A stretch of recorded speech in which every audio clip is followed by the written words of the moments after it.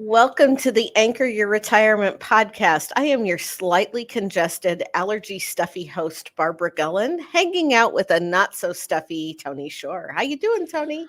Pretty good. Actually, I did have a sneezing fit this morning. I had an allergic reaction to something. So I'm not 100%, but it wasn't a bad one. So we'll be sniffly together on the show today, I Good, because guess. I can hear myself talking inside of my head. It's that kind of stuffy. Yeah, that's not good. No, That's well, not good. but it's a first world problem, So we're recording this the day before Labor Day weekend. Do you have the Yes. 3-day weekend is upon us? Yes. Do you have special plans, Barb?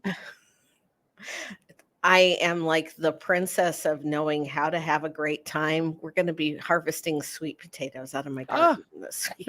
Well, the fun will be making them and eating them, right? Yes, I planted like 15 sweet potato vines. Oh, and wow. Okay, city girl here. Uh-huh. One vine, one potato. That's not really the case. Oh, you thought for each plant I you'd thought, only get one potato? like a carrot or a beet. Yeah, potatoes don't work like that. I figured that out when my significant other was over this weekend and we were grilling some burgers and getting the grill ready. And I'm like, I'm going to go pull up one of the vines and see what comes up, because one of my clients down in Texas, who is far more astute at gardening than I am, was like, yeah, it's about time to harvest those. So I pulled one vine up and there were like 15 potatoes on that one vine. And I went, oh boy, we're going to be eating a lot of sweet potatoes. Yeah. You might as well set up a table down at the farmer's market. With that, you're going to have enough potatoes that you could open up your own shop to sell them. Or you date a food scientist who knows that if you get them super clean and store them properly, that they'll last for quite a while in a cool, dry place like your basement. That's nice. So, that's great. Yeah, that's great. Or you can give them away to friends and neighbors and make dishes with them. I mean, there's everything from sweet potato French fries to sweet potato pie to sweet potato hot dish. We made some in the air fryer the other night. Yeah. And they came out so tender and really so good. Yes, we had that with some salmon. It was like our orange themed dinner. Oh, wow. Oh, and then, look at that. And then sliced up a yellow tomato also from the garden to go with it. So, yes, we had a very monochromatic dinner that night. Wow, you and the gardening. I never thought you'd be this huge gardener, but no, I have always loved gardening. I put it on the back burner for a while. Yeah. We are swimming in cucumbers still. Make pickles. And irony of ironies, like you said, this is like the Friday before Labor Day. And now I have like 4 or 5 little baby watermelons starting to poke their heads out. We have one that we're going to harvest this weekend. Nice. And we had a couple of other ones that died on the vine, stinky fermented death, not for the faint of heart. So, yeah, we're going to harvest sweet potatoes this weekend to make room for the watermelon to grow safely. Nice. Well, you'll be eating well this Labor Day weekend. We will, because I've got a quarter of a cow that I got from another client. So I'm sure that some bone-in ribeyes will find their way. Those are the best. Bone-in ribeye is my favorite cut of meat. Yeah. So, well, that's amazing. Now you got me. Now I'm salivating. I'm so hungry. And we're doing this right before lunchtime. Yeah, exactly. I haven't eten yet today. So stop it. All right. We'll be lucky if we make it through the show. You'll be like, Tony, where are you going? And I'm like, to eat. Can't you tell I'm wasting away over here? Yeah. I mean, I don't know how you do it, Tone. I don't know. 2 words: diet and exercise. That's how I do it. There we go. But we did not decide to record a podcast today to talk about our Labor Day plans, as fun as No, they are. no. And I'm glad that you had a good 81st birthday with your dad I did. We and the celebrated family. his 81st last week, and it was the happiest I've seen him in a couple of years. He was just ecstatic and loved the cake and all the attention, and so That's and had it exciting. with the other people who live in the wing of his assisted Hmm. living apartment building. So that was Yes. great. Yes, that the sense of community that some of those residents get, I think, Yeah, is one of the best things for longevity. it is, and where he lives is really great because it's not huge. I mean, Hmm. there's yeah. So, but what we're going to talk about today is women who own businesses and preparing for retirement. Because we were, Excellent. Who better to talk about women who own businesses than Barbara Goen? well, we were chit chatting a little bit before then, before we started recording, and you were really surprised to find out that 43% of all the entrepreneurs worldwide are women. I'll be honest. I'll be honest, and not to be, it's just the inherent sexism probably in our society. But I had no idea that would be that high. I wouldn't call it sexism. I think that we in our culture, being a first world country, forget about um, the other developing countries where even a lot of people in the United States and organizations are supporting micro businesses for women where they make jewelry or they weave Sure. baskets or they have some sort of craft that is native to their country, that is Yes, something that's that's a great point. appreciated around the world, and those micro enterprises get funded. That's a And good point because I've been to Guatemala a few times, and mhm, now that you say that, it just reminded me of going through the market. mhm, And it's like women running selling really ornate rugs that they make mhm, there and clothing, and there's no men there, and they own these stands. And they do.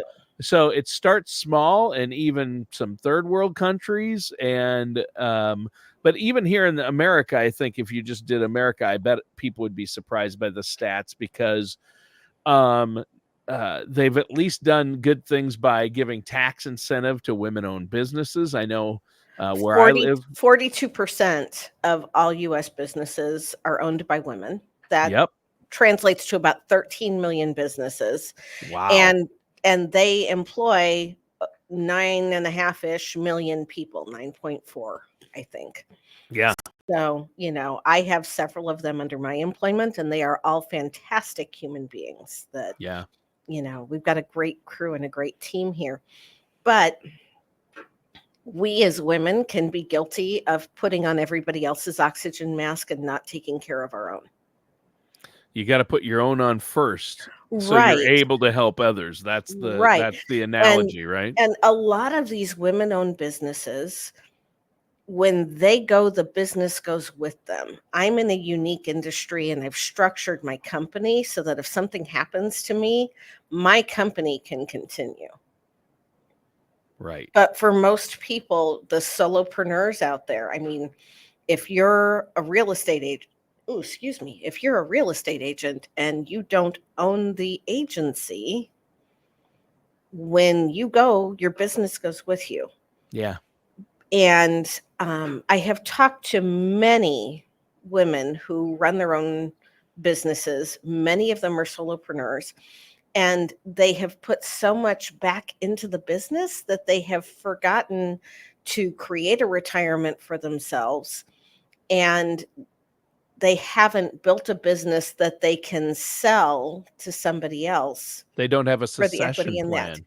They don't have a succession plan. They haven't built something that can live outside of them, which is neither good nor bad. It's just a statement of how some of this is. Sure. No, But I mean, especially not planning for their own retirement, right, right? right. And talk to another lady who is going to be 73, who has owned her own company for a long time and was surprised, and she is continuing to work and was surprised to find out that because she has a solo 401k, because she didn't have employees, that the solo 401k comes under the same distribution rules as a traditional or IRA. For those of you that don't know, if you are still working beyond the age of 73, if you're participating in a 401k thrift savings plan, or if you've got a 403b because you're working at a hospital or you're a teacher, if you're still working, the government suspends that required minimum distribution requirement from that account only. If you've got an outside IRA, you would still have to take those RMDs. But from those accounts, you don't have to draw if you're still working. Solo 401ks, the government, the IRS treats it like an IRA. And even if you're still working, you have to start pulling money out, even if you don't need it. Right. Yeah. Yeah, that's a good point, and I know there are a lot of strategies for entrepreneurs, but especially, women in business who own their own companies.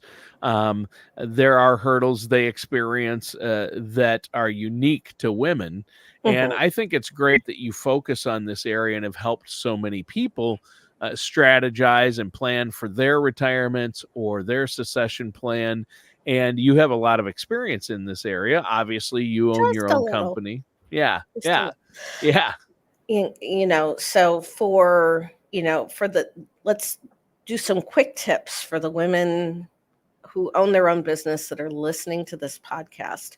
The sure. first thing you want to do for yourself is set up either, some sort of retirement plan. If you're scared and don't want to dip your toe into the 401k world, then at least set yourself up an IRA, or you may qualify for a SEP IRA, which is designed for self-employed persons. You can put more money in that than you can a traditional IRA. And if you need help figuring that out, you can always reach out to us at anchoryourretirement.com or call us at area code 913-553-6222. I beat you to the punch on that one today, didn't I, You Joe? you did. I love it. Um, if you have employees, there's different rules for the SEP IRA that you need to be aware of, because you're going to have to participate for your employees as well, not just yourself, and at the same percentage. And they're 100% vested day one.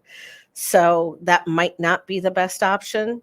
If you have employees, you might look at joining a PEO organization, which will usually offer a 401k. It will also offload a lot of the HR responsibilities so that you can focus more on what you'd rather do, because most of us don't form a business to become HR directors unless you're an HR consulting firm. Right. Yeah.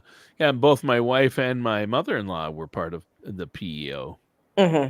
Yeah, And, thankfully, Gradient has partnered with one to help us, you know, agents, so that that's great. they take care of a lot of that for us. Yeah. But it also allowed me to offer my team an option for a 401k. And thankfully, we have the ability to match some of their contributions as well. It's, when you take good care of your people, you keep your people. And I think that many women owned businesses have that inherently, where, I'm not trying to be sexist, I'm just being practical. We're typically the nurturers Yeah. and want to take care of things. I'm asking all of you female entrepreneurs out there listening to this to remember to take care of yourself as well, with setting up the retirement plans, making sure that you've got something besides Social Security for an income source in retirement. Take the time to have your business valued and see if it's something that you could, in fact, consider selling at some point, so that you end up with a bucket of money. It's not always all about the money, but you can't pay your mortgage on a compliment. Right. Yeah. Yeah. It's you So, got to bottom line it, when it comes to things like that, especially when it comes to your financial future, your retirement, your mhm. business.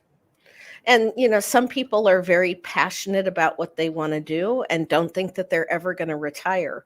I'm thankfully in an industry where I have the option where I could slow down a little bit. For me, it doesn't have to be all or nothing. And for some female entrepreneurs, that's the case. For others, it isn't. But taking the time to build an actual company, if you own your own business and you are new enough that you're running it as a sole proprietorship, the first step that you can take to making this something that's more secure is take the time to actually form a business, get a tax ID number, pay yourself a salary outside of the business. Don't treat your business account like a checkbook or an ATM for you to take care of your personal bills with it. Um, the more you treat it like a A company, the real more it's going to, business, yeah. I don't want to call it a real business because even a solopreneur has a real business, but Sure, the more sure. you treat it like a corporate entity, the easier it's going to be for somebody to come in and see the value in it beyond you. Right. That's a great point. I think that is huge, and that's where a lot of people make mistakes. It's like, "Hey, I wanna start up this, business," and it's a sole proprietorship, and it's really, you doing stuff. Mhm. But if you treat it like a real company, like you said, incorporate it, get a tax ID, Mhm. pay yourself, don't use keep a separate business account. Yeah, you're gonna be, on the road much quicker to success. And it will be much easier for you to do things like set up a retirement plan. Yes. When That's the IR, huge. if you're running it all through the same bank account, the IRS isn't going to be too friendly on a lot of those deductions No, no, if they're you get not. audited. Yeah, Treating it with the respect it deserves because this is your vision, this is your dream, and give it the space that it deserves. Don't leave it in the corner figuratively or literally. right, And give it that space to grow and become and to have that vision for what you want it to be. That then enables you to go through the process of being able to assign a value to it, of taking on eventually perhaps an apprentice, somebody that would buy the business from you, building that succession plan like you're talking about. All of it ends up becoming, gosh, I'm losing my words here. It's I'm very passionate about this because I've done it. yeah. And this is not the first business I've built. You and I have talked about this before. I ran a bakery out of my home. My basement had a second kitchen in it that was licensed and inspected. So I wasn't, and the cottage baking industry is another one of those industries that has a lot of women that are participating in it. I used to make a whole lot of homemade candy. Valentine's Day, I used to go through so much chocolate. My nose couldn't smell chocolate at that point. It W yeah. So, I mean, in my little old basement, little old me would go through almost 2,000 pounds of chocolate in Wow, a Valentine's Day season. that's So, crazy. yeah, it was a lot, and it was a lot of late nights, and I have no regrets. But, these are all things that I've done in the past. So, when somebody comes and talks to me about their dream, I'm not somebody, I did work in the corporate world for a while, but I didn't step out of the corporate world and into this business. There was there were a couple of other stops for me along the way that give me a different insight and passion for this than a lot of other financial advisors have, Sure. I think. Yeah, I So, can see that, and you're passionate about it. We talk a lot about, empowering women, on the mhm, show, and I think that's important, especially for business owners out there, or we probably have listeners who wanna start their own business. So, women-owned businesses, it is impressive how many there are, and I think it's probably gonna grow and grow. mhm. I think we'll see the day where women-owned businesses are over 50%. and the male-owned businesses are in the Mhm. 40s. It could happen in the next generation or so. Yeah. Yeah. It And really and could. I think that a couple of points you've made, but especially retirement planning for business owners, Mhm, especially small business owners, I think that does get pushed aside, or, "Oh, I'll mhm, do that later," or, "I'm gonna do this. I love this business is my passion, and I'm just gonna do this. I don't need a mhm. retirement plan." But you really do, because it's not always under your choice. I mean, health and other things can come along, Well, circumstances yeah, happen. and Maybe when your business is in an industry that won't exist in 20 years. You never know. You don't yes, know. if you were a typewriter salesman, Right. you know what Or I'm talking about. cameras Right, or well, film. Maybe you yeah, started your own company, like film development. I knew yeah, a place that did film. Like, they would make 4-color film separations. That was there for companies, and for the print industry. And I worked a long time in the music industry. mhm, I mean, I went from Barb. I had my career has been radio, um, the record companies, and mhm. print. You can't pick 3 worse industries that have all basically been replaced by technology or are in the process of being replaced, right? Very, very So, much so, and, found out, when I had my baking business, I was pregnant with my oldest child and got put on bed rest, and so, yeah, all of the sudden, in 24 hours, I was temporarily out of business. yeah, yeah. So you got to have a plan in place. And I know that's what Mhm. we're talking about today, right, Barb? I mean, Yep. you can help people strategize and come up with a financial and retirement plan for them. Any of our listeners, even if they aren't women and business owners, but especially today, we've Mhm, been talking about women owned businesses and retirement planning.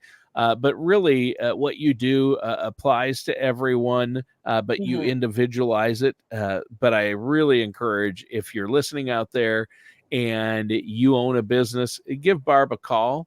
And I know you've helped so many women owned businesses over the years, including your own. It's been So, fun. yeah, how can our listeners get a hold of you?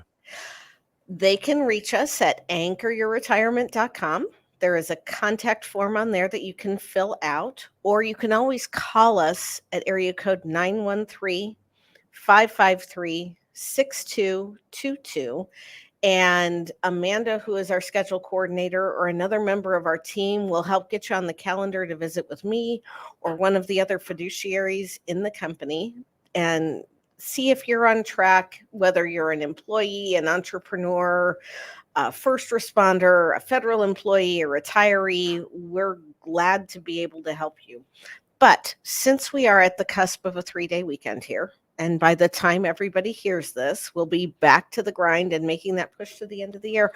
I think we need to do a giveaway today. What do you think? Yes, yes, for our listeners and viewers out there, Yep. we should do a giveaway. How Yep. many? What are we giving away today, Barb? Anybody that fills out a contact form and says, I heard it on the podcast, Excellent. we're going to send them a copy of our book. And for those of you on YouTube, I'm holding it up here. The cover says, When I Die, Look Here First. And it is a journal of sorts that I put together last year because, I get to work with people in the happiest times of their life, and I get to deal with their families in the saddest times of their life. Yeah, And there have been a lot of times where the kids or the surviving spouse don't know where everything is, don't know where all the accounts are. Um, we've had kids that found out that mom and dad had a safe that they don't have the password to, or the combination, or the key. They don't yeah. know which bank branch the safety deposit box is at, all of those things. And so I put together a journal that gives you an opportunity to record all of that information in one place. There's a password log in there so that you can go to all the different websites and keep track of your passwords. Now, obviously, after you fill this book out, we want you to keep it in a secure place. Yes.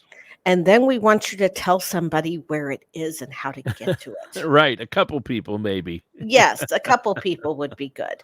My favorite part of the book is actually the second half of the book, which is a bunch of journaling prompts where people can talk about what it was like when they were kids and things that they did in their life and write it out in their own handwriting. My inspiration was I lost my paternal grandmother when I was 19 years old. She had immigrated over from Italy when she was 8, Wow. taught me how to cook, learned how to speak English here, had the most amazing stories, talked about working in the old-fashioned grocery store, that's where she met my grandfather, where you would go to the counter and tell them what you wanted, and they would like, "I'd like a can of peaches," and they had it all on shelves behind the counter, Yes. and she about knocked herself out with a can of peaches trying to get them for my grandfather because she was so smitten with him. Um, Oh, that's a great story. I love that. but I didn't have anything like this for her to write those stories down. Yeah, So, it's an invaluable, tool. I mean, it's amazing, and you're selling them on Amazon, but you're willing to give away copies. yep, All the people have to do is go to anchoryourretirement.com, fill out the contact form, and you'll send them a copy of the book. yep, They can also go to your main page. I believe it's bgwealthmanagement.com, yes, correct? there is a contact form on there too. Yep. Yes, that's awesome. Well, that's great. And when I die, read this first, and you think, "Oh, I don't know how that sounds," but it is. I'm telling people that it is such a great thing to have, and your family Mhm. will thank you. That Yes, is they for will. sure. You want to leave them in a good place. Well, Barb, great show today. Thanks, Tony. Fantastic. And listeners and viewers, thanks for tuning in. That does it for today's episode of Anchor Your Retirement with our host, Barb Gullen. We'll see you soon.